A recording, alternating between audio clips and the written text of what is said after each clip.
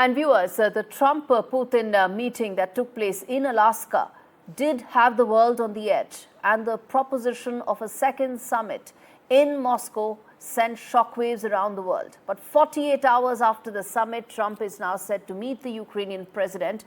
Is that a real shot at peace? Well, we are waiting to find out the answer, because the last time the optics were completely different. And viewers, there are two aspects when you talk about the developments that are taking place. On one end is the prospect of ending the longest war since the Second World War, the contours of the peace formula. Has the summit actually been just about optics, or has it set the stage for a peace deal, is one aspect of it. And second, the Trump tariffs, which are related to the Ukraine-Russia conflict, and whether or not Donald Trump is able to thrash out a peace deal in time or not. We're going to try and connect the dots for you, debate both aspects. But first up, let's play out exactly what the leaders said at the conclusion of their longest face-to-face meeting ever. I will say that I believe we had a very productive meeting. There were many, many points that we agreed on, most of them, I would say, a couple of big ones that we haven't quite gotten there, but we've made some headway. So there's no deal until there's a deal. Incidentally, when the new administration came to power, bilateral trade started to grow. It's still very symbolic. Still, we have a growth of 20%. As I've said, we have a lot of dimensions for joint work. It is clear that the U.S. and Russian investment and business cooperation has tremendous potential. Russia and the U.S. can offer each other so much in trade, digital, high-tech, and in space exploration. We see that Arctic cooperation is also very possible.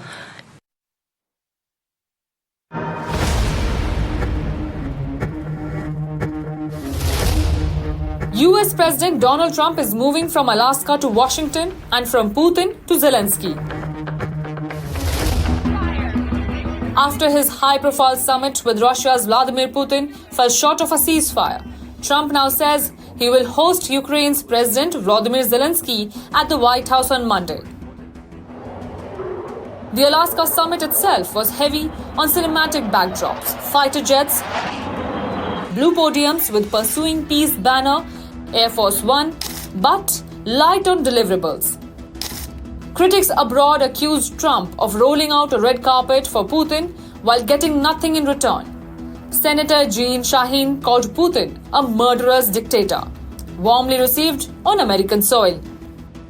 For Zelenskyy, left out of the Alaska talks, the White House invitation is both reassurance and responsibility. On X, he said he will come to Washington to discuss all of the details regarding ending the killing and the war. He stressed that any deal must include European involvement and firm security guarantees, thanking partners but warning that Ukraine cannot stand alone. For Putin, the optics were invaluable. Shackled by International Criminal Court warrants that limit his travel to more than 100 countries, the US summit was a stage he craved, one that only Washington could provide. He declared that the talks had paved a path to peace, but again offered no specifics. In Europe, the reaction ranged from anger to exasperation. Estonia's foreign affairs chief said Putin had humiliated the US and that Trump must apply real pressure if he wants results.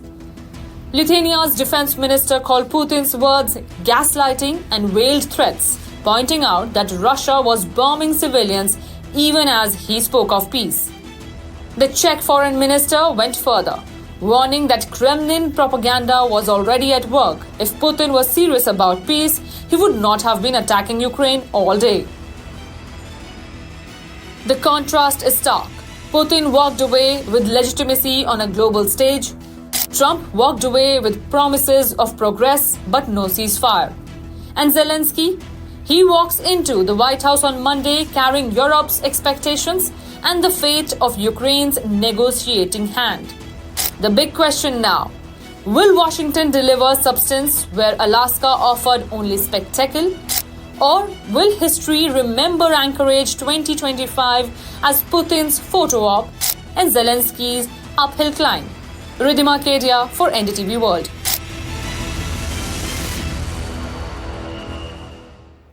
All right, viewers, we told you exactly what transpired at the summit, the kind of reactions that came in from around the world, and most importantly, now what lies ahead. 48 hours, and there will be the crucial meeting between Donald Trump and Zelenskyy. Let's get in Ambassador Sanjay Bhattacharya joining us on the broadcast to talk more about what this could potentially mean. Ambassador Bhattacharya, thanks so much for speaking to us on NDTV. Let me start by asking you, does peace really have a real chance right now, or do you think this is a summit that's been very big on optics with very little in terms of takeaways that could show the path towards a peace formula?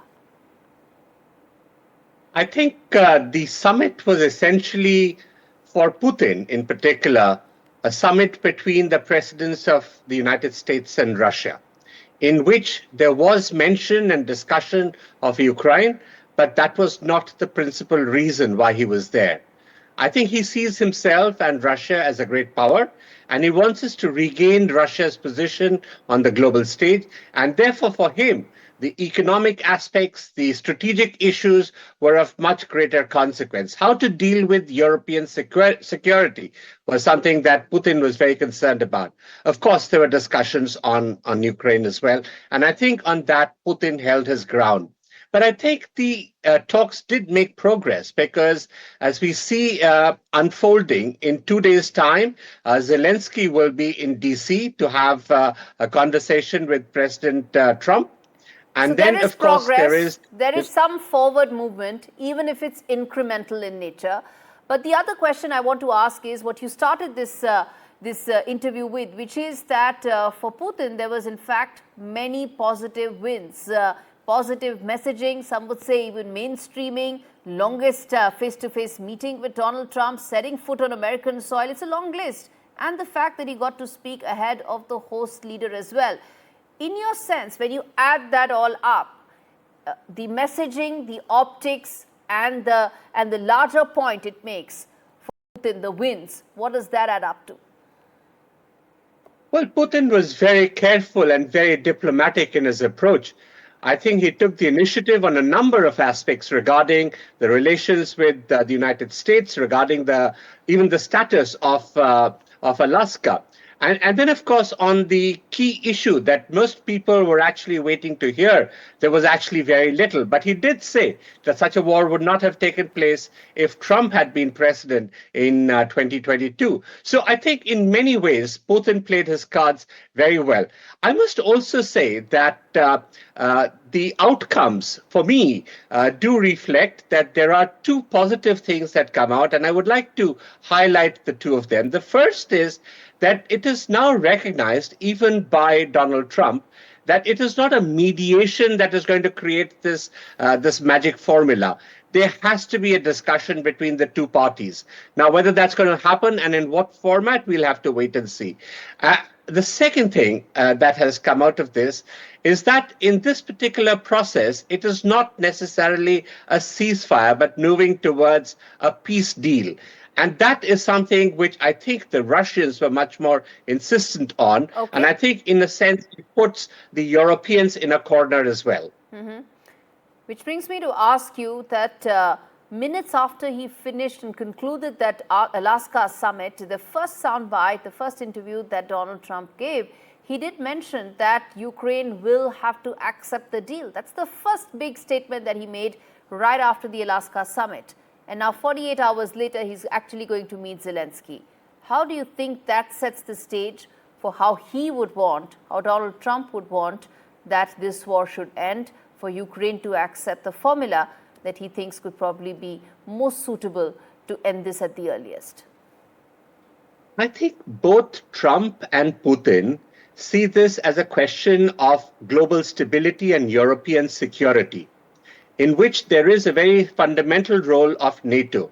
Now, remember, till before the NATO summit, Trump was actually a great friend of Putin, and he was advocating brokering this deal and bringing about peace. But I think something happened at the NATO summit where the Europeans gave in on the question of assuming greater responsibility in terms of their defense expenditure, and got a deal out of Trump that he would stay engaged in the European theater. So I think that changed the equation somewhat. And you did see for the last couple of months, there was much more angry notes coming from Trump regarding Putin. But I think this particular meeting has taken them back to the original position that Trump had about Putin. Ambassador Bhattacharya, before I let you go, final question on the Trump tariffs. He again made some off-the-cuff remark, Donald Trump, but those remarks were very significant, where he said, I'm going to think about whether to impose tariffs or not. Everyone knows that those tariffs are linked to the conflict here and Donald Trump's ambition to end it at the earliest. It has nothing to do with India importing Russian oil, because India is not an exception. Many countries are doing in much larger quantity than India. How do you see those tariffs part of the puzzle coming out for India? I think that is the third big outcome of this particular meeting, particularly the question of tariffs on Russia in particular, and the question of subsidiary tariffs, which actually affect us. And I think on that particular ground, we don't see any very clear delineation, but there is a signal that these subsidiary tariffs will not hold and that Trump will take a call on that in 2 to 3 weeks. And I think there is justification for that, because if we're really to be honest about subsidiary tariffs, he should actually levy them on the European Union, which imports the bulk of Japan. And NDTV has been very clearly etching out all those details for our viewers to understand that this is American hypocrisy 101 and why it needs to be called out. I'm going to leave it there, sir. Thanks so much for speaking to us on that very important story. And in fact, let me now rope in Fred Ware, who's a senior journalist joining us from Russia. Olia, who's the head of the Foreign News Desk, joining us live from Ukraine. And we have Dr. Brent Nelson, who's the professor of politics and international affairs, and joining us live from South Carolina. Thank you so much, all of you, for taking out the time speaking to me on NDTV. Dr. Brent, let me start with you first, which is in 48 hours from now, there is expectation that there will be further progress from the first round of meetings that took place between Donald Trump and Vladimir Putin. They essentially set the stage for what may happen next. How confident are you that this time around Zelenskyy would be asked no questions around gratitude, no questions around whether he's wearing a formal attire, no questions around ending the meeting ahead of schedule, and no lunch as well? And do you think it's actually going to lead to some progress as far as the conflict is concerned?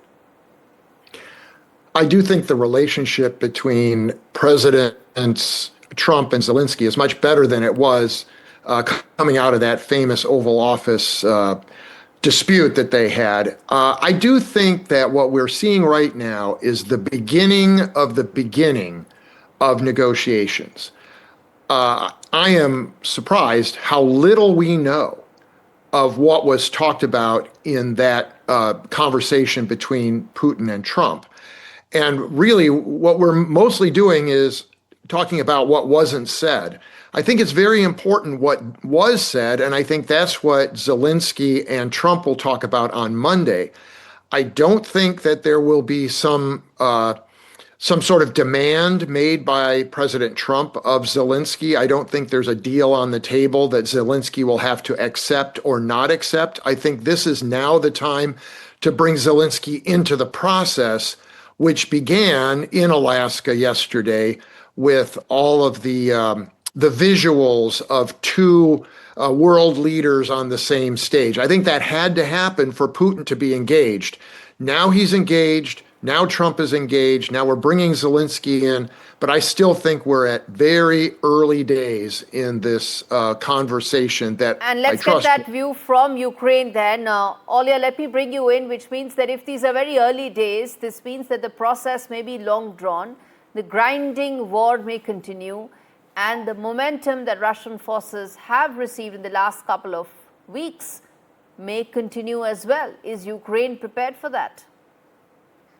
Yes, well, what we see also from the polls, Ukrainians are ready to wait, and they are not for any negotiations that will look like surrender, because when we are now talking, There were like several references to sources in the media appearing that once more President Putin wants territory swap, and it looks like let's swap small, give me a whole Donetsk region and I will give you small tiny bits of territory in the other regions.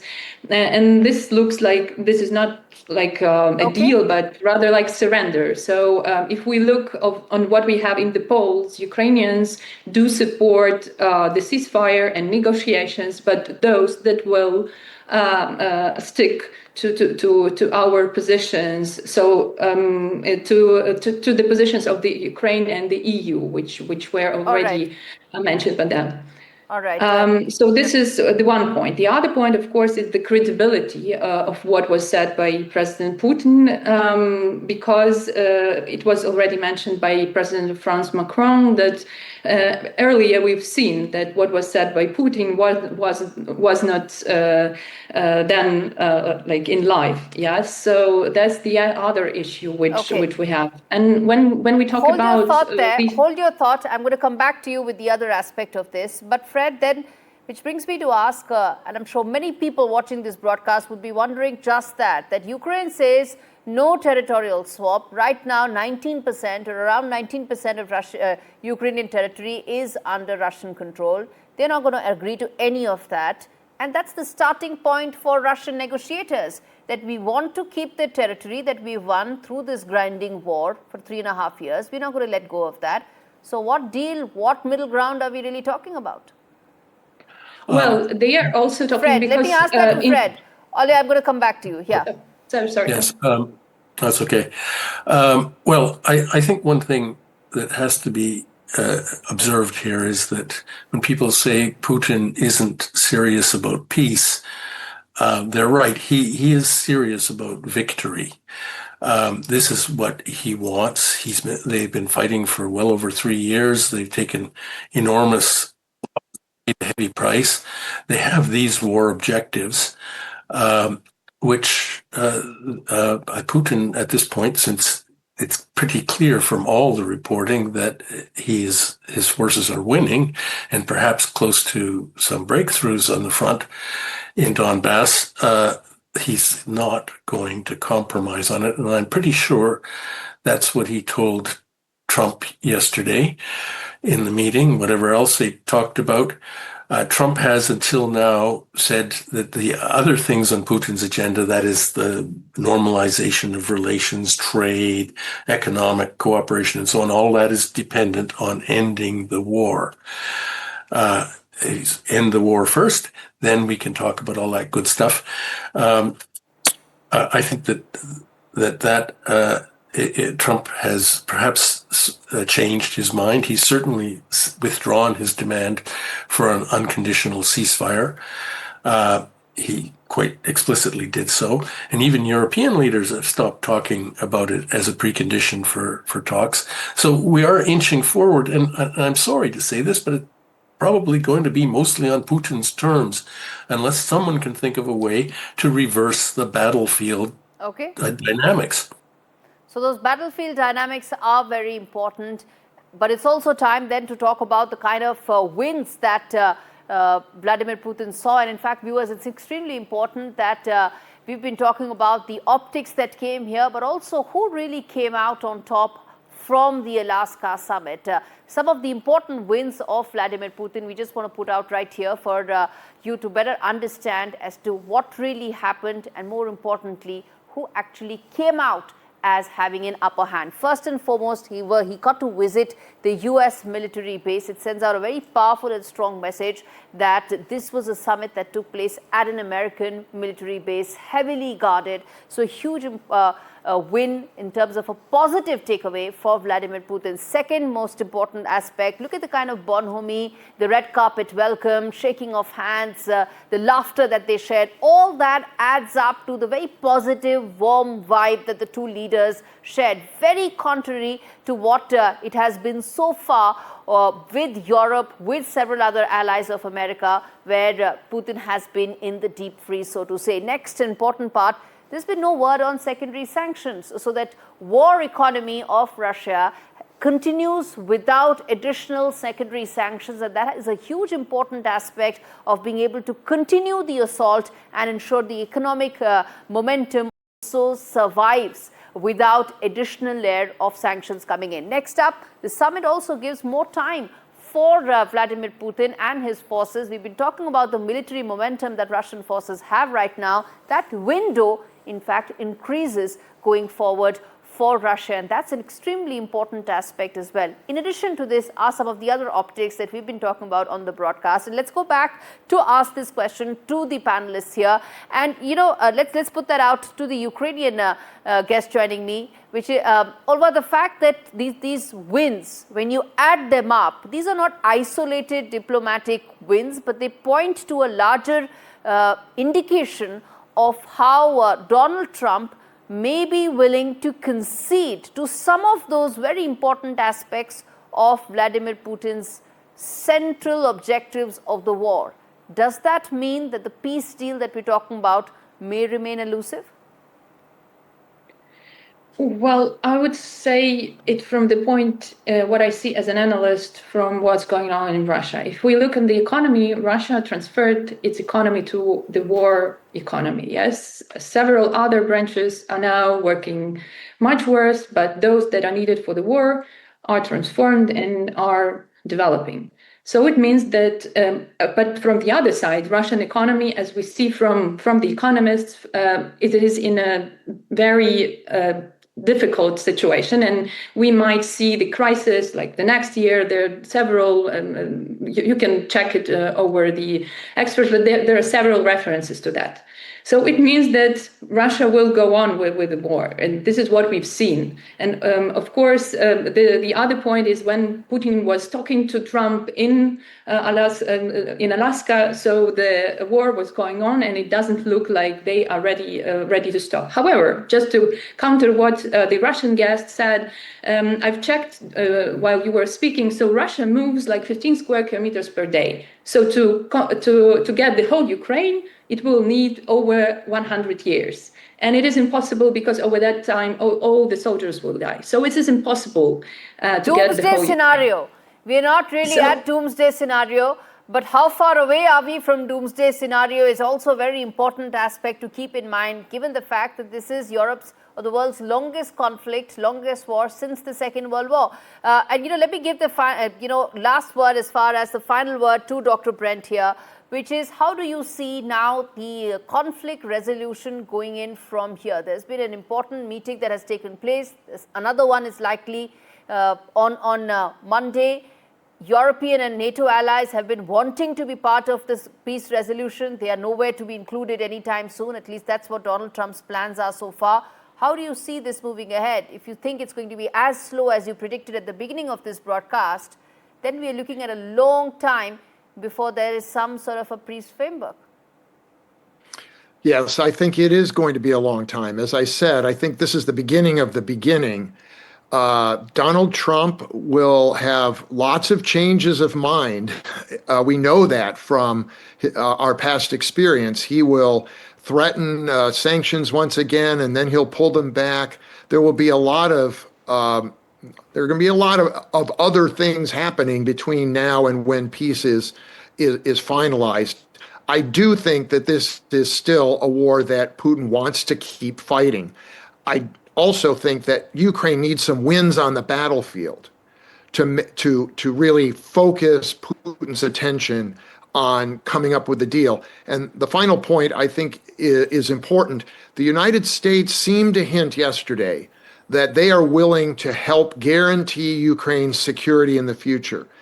There will be no deal if Ukraine doesn't have security guarantees, and there will be no security guarantees unless the United States backs up Europe in those guarantees. So I think we have to get to that point before we will see any kind of deal finalized.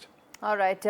I'm going to leave it there. Thank you so much, all of you, for joining me on this special broadcast. The focus continues to be on whether or not the ice summit may have broken the ice between Russia and America. But what happens next? Does it pave the way for peace, or is it just about good optics? That is very important for the two leaders, their global audiences, but most importantly, their home constituencies. Well, in 48 hours from now, viewers, we will hopefully have some update and idea in terms of which way this conflict resolution is headed. And that will also answer the one question that is going on again and again in Donald Trump's mind as to whether he's eligible for a Nobel Peace Prize or not. I'm going to leave it there. Thanks so much for watching this edition of the News at 9.